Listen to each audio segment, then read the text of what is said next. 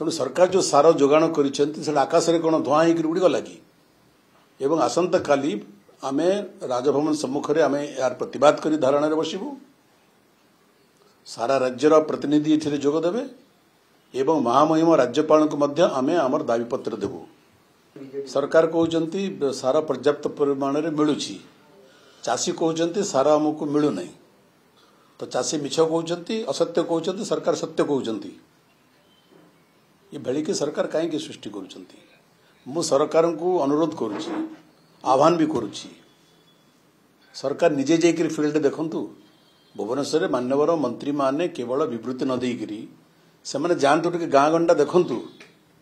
से निजे उपलब्धि करेंगे सारा चाष को ठीक भाव में मिलूँ ताले सरकार कथा को आम मानि नेबू सार कौटी उपलब्ध नहीं आपण एबे भी मु कहूँ डाकुची आपण मो सांगे चलतु कौन पैक्स पाखक आपण देखिए माइल माइल लंबा धाड़ी रे चाषी छेड़ा होती सारा राति छेड़ा होती सारा दिन छेड़ा होती बस्ती सार तांकु सार मिलूना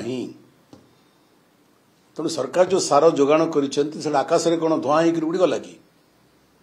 सरकार कहीं विभ्रांत करुँच सत्य को सरकार स्वीकार करंतु आपणकर पैक्स मानकर सार मिलूना एवं खोला बजार रे जिते चाषी बाध्य होकर जाऊँगी 3 गुण 4 गुण दाम रे सार मिलूँ तार अर्थ कौन सार अच्छी किंतु सार उपरे सरकार नियंत्रण नहीं।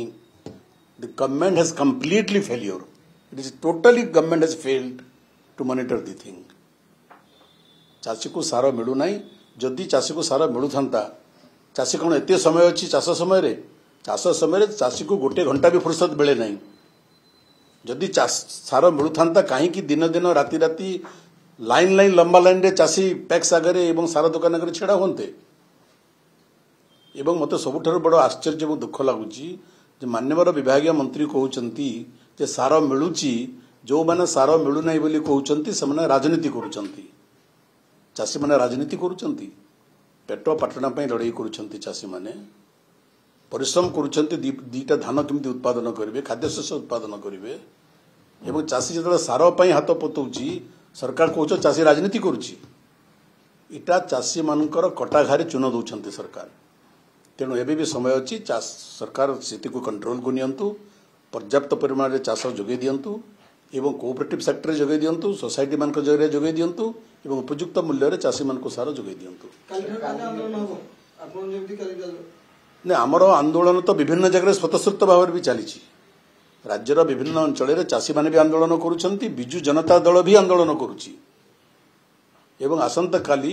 आम राजभवन सम्मुख में आम यार प्रतिवाद कर धारणा बसबू सारा राज्यर प्रतिनिधि ये जोगदेवे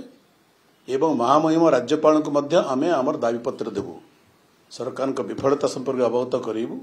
एवं मान्य महामहिम राज्यपाल को अनुरोध करूँ से निजे व्यक्तिगत भाव में तुरंत ए हस्तक्षेप करंतु